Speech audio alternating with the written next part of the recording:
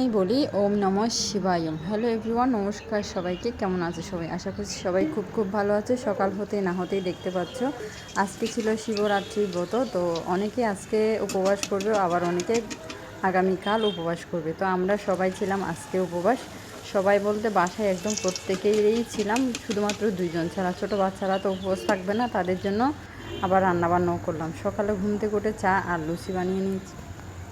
একা হাতে এতগুলো লুচি বানালাম, আর লুচিগুলো দেখো সুন্দর না হলেও নিজের প্রশংসা নিজেকেই করতে হবে। ওইদিকে চা বসিয়েছিলাম, চাটা আমার ফুটে এসেছে। এখন আমি চা পাতা দিয়ে কিছুক্ষণ চাটাকে ফুটিয়ে নিব। এখন অনেক টেনশন হচ্ছে যে কখন সবাইকে খেতে দিব, যেহেতু ব্রাহ্মণ আসেনি। আমি এখন এমনি সব কিছু রেডি করে রাখতেছিলাম। ব্রাহ্মণ আসছে, এসে যখন সবাই শিব স্নান করাবে এরপরেই খাওয়া দাওয়া করবে। তো ওইদিকে একটু করে সুজিও রান্না করে নিয়েছিলাম।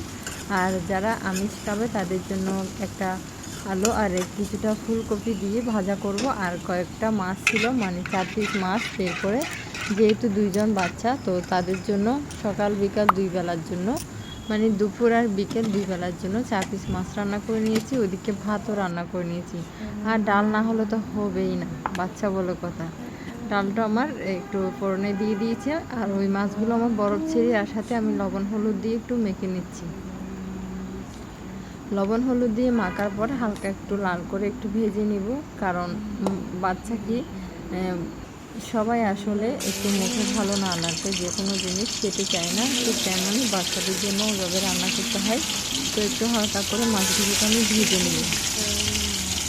এই পিঠ মাছগুলোকে ভাজা করে আমি মশলা কষিয়ে তার মধ্যে মাছগুলোকে দিয়ে রান্না করে নেব। আবার এখন ব্রাহ্মণ আসি, তো ওইদিকেও কিছুটা কাজ আছে। রান্নাবান্না করতে করতে চিন্তা করতেছিলাম যে নিরামিষ করে আলুর দম রান্না করলে বোধহয় জাল জাল করলে ভালোই লাগবে।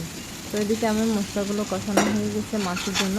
মাছ 4 পিস দিয়ে ভালো করে একটু নাড়াচাড়া করে নিয়েছি। অল্প পরিমাণ ঝোল দিয়ে দিব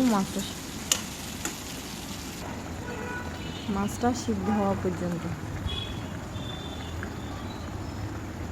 জলদি আমার মাছটাও রান্না হয়ে গিয়েছে। ওইদিকে ব্রাহ্মণ চলে এসেছে।